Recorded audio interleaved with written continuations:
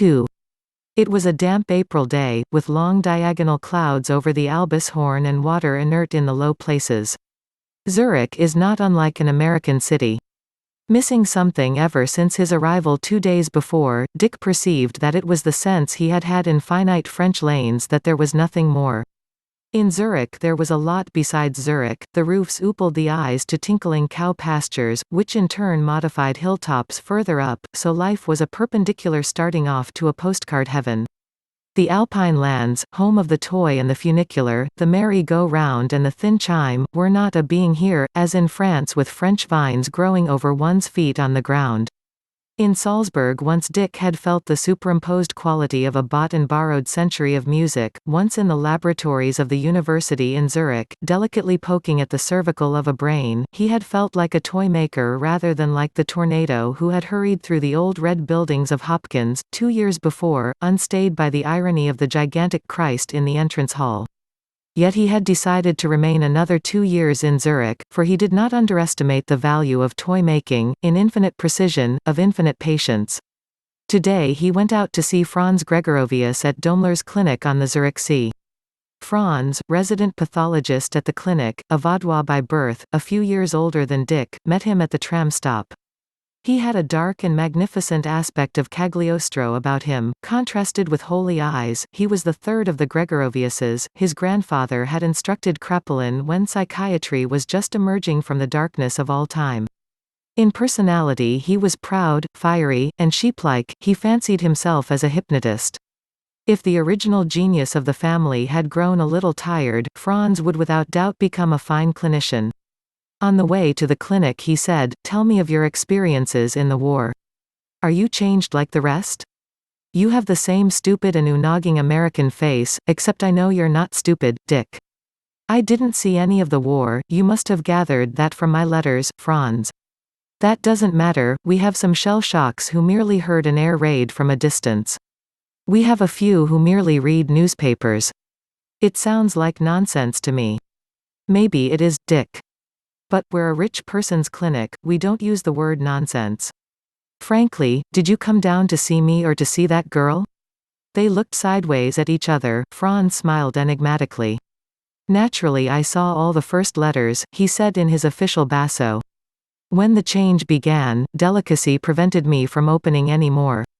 Really it had become your case." "Then she's well?" Dick demanded. "Perfectly well, I have charge of her, in fact I have charge of the majority of the English and American patients. They call me Dr. Gregory." "Let me explain about that girl," Dick said. "I only saw her one time, that's a fact. When I came out to say goodbye to you just before I went over to France. It was the first time I put on my uniform and I felt very bogus in it, went around saluting private soldiers and all that. Why didn't you wear it today? Hey. I've been discharged 3 weeks. Here's the way I happened to see that girl. When I left you I walked down toward that building of yours on the lake to get my bicycle. Toward the cedars? A wonderful night, you know, moon over that mountain, the Krenzig. I caught up with a nurse and a young girl. I didn't think the girl was a patient, I asked the nurse about tram times and we walked along.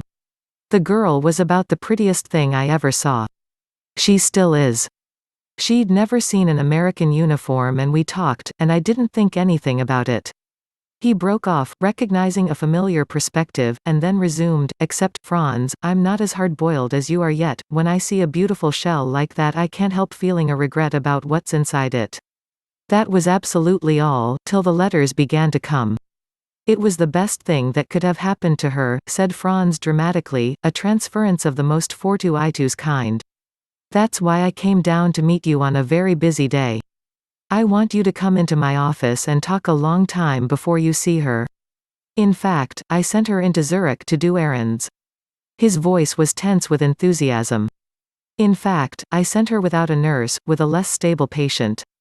I'm intensely proud of this case, which I handled, with your accidental assistance." The car had followed the shore of the Zurich Sea into a fertile region of pasture farms and low hills, steepled with chalets. The sun swam out into a blue sea of sky and suddenly it was a Swiss valley at its best, pleasant sounds and murmurs and a good fresh smell of health and cheer. Professor Daimler's plant consisted of 3 old buildings and a pair of new ones, between a slight eminence and the shore of the lake. At its founding, 10 years before, it had been the first modern clinic for mental illness. At a casual glance, no layman would recognize it as a refuge for the broken, the incomplete, the menacing, of this world, though 2 buildings were surrounded with vine-softened walls of a deceptive height.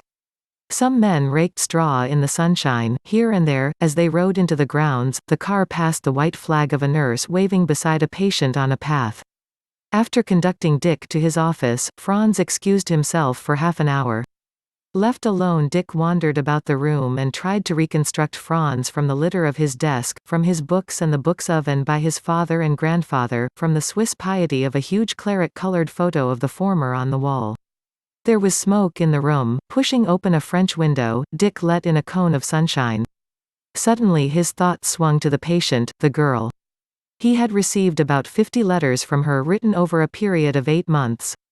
The first one was apologetic, explaining that she had heard from America how girls wrote to soldiers whom they did not know. She had obtained the name and address from Dr. Gregory and she hoped he would not mind if she sometimes sent word to wish him well, etc., etc. So far it was easy to recognize the tone, from Daddy Long Legs and Molly Make-Believe, sprightly and sentimental epistolary collections enjoying a vogue in the States. But there the resemblance ended. The letters were divided into 2 classes, of which the first class, up to about the time of the armistice, was of marked pathological turn, and of which the second class, running from thence up to the present, was entirely normal, and displayed a richly maturing nature. For these latter letters Dick had come to wait eagerly in the last dull months at Bar-sur-Aube, yet even from the first letters he had pieced together more than Franz would have guessed of the story. Mon capitaine, I thought when I saw you in your uniform you were so handsome. Then I thought je m'en fiche French too and German. You thought I was pretty too, but I've had that before and a long time I've stood it. If you come here again with that attitude base and criminal and not even faintly what I had been taught to associate with the role of gentleman, then heaven help you. However, you seem quieter than the others, too, all soft like a big cat. I have only gotten to like boys who are rather sissies. Are you a sissy? There were some somewhere. Excuse all this, it is the 3rd letter I have written you and will send immediately or will never send. I've thought a lot about moonlight too, and there are many witnesses I could find if I could only be out of here. 3. They said you were a doctor, but so long as you are a cat it is different. My head aches so excuse this walking there like an ordinary with a white cat will explain, I think.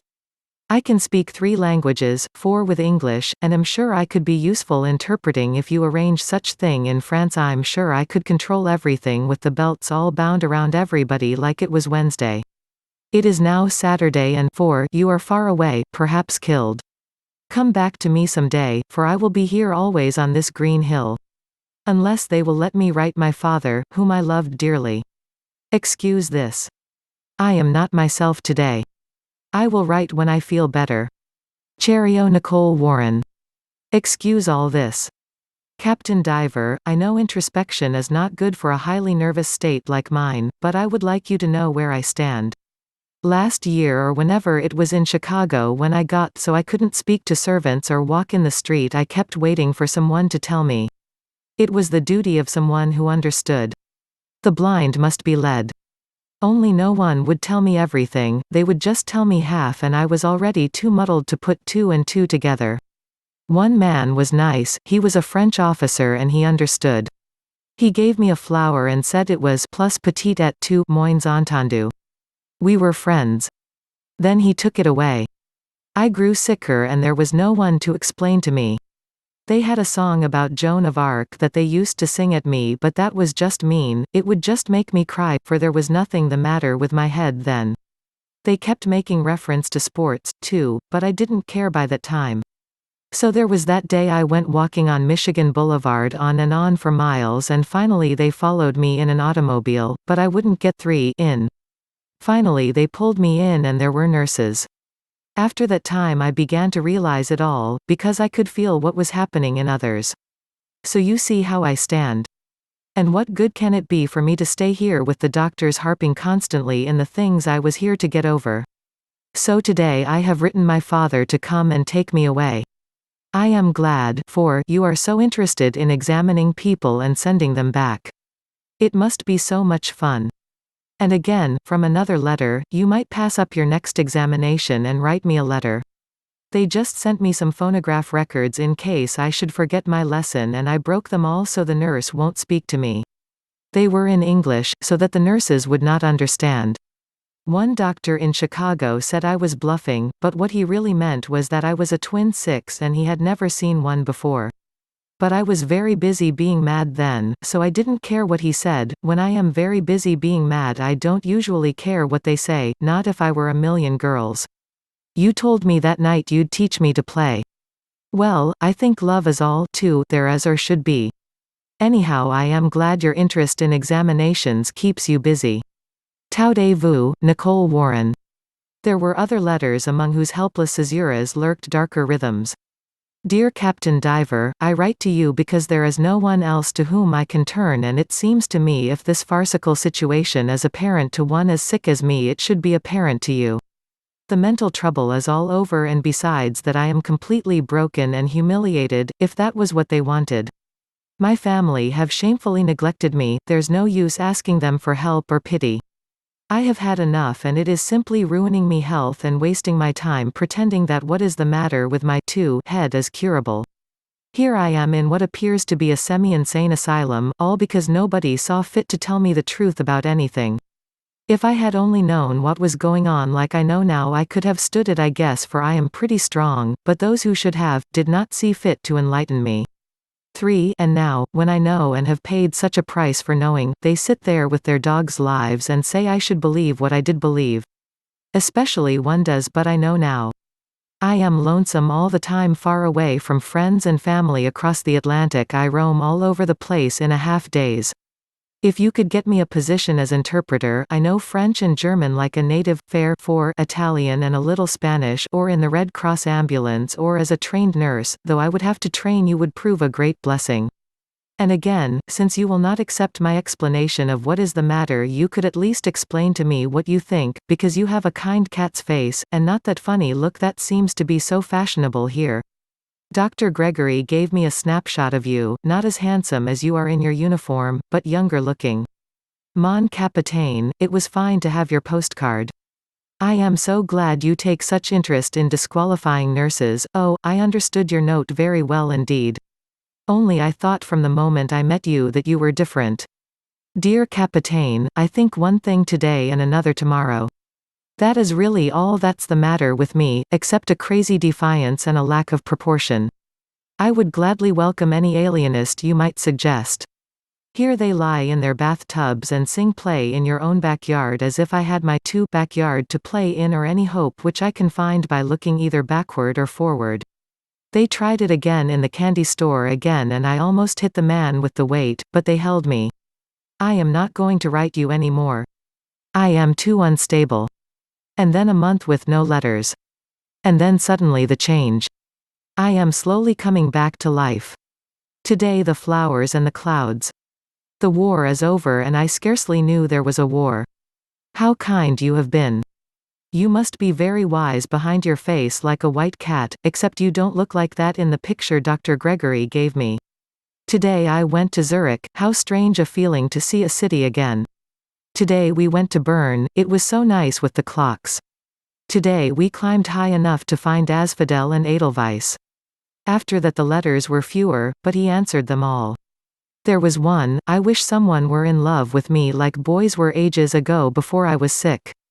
I suppose it will be years, though, before I could think of anything like that.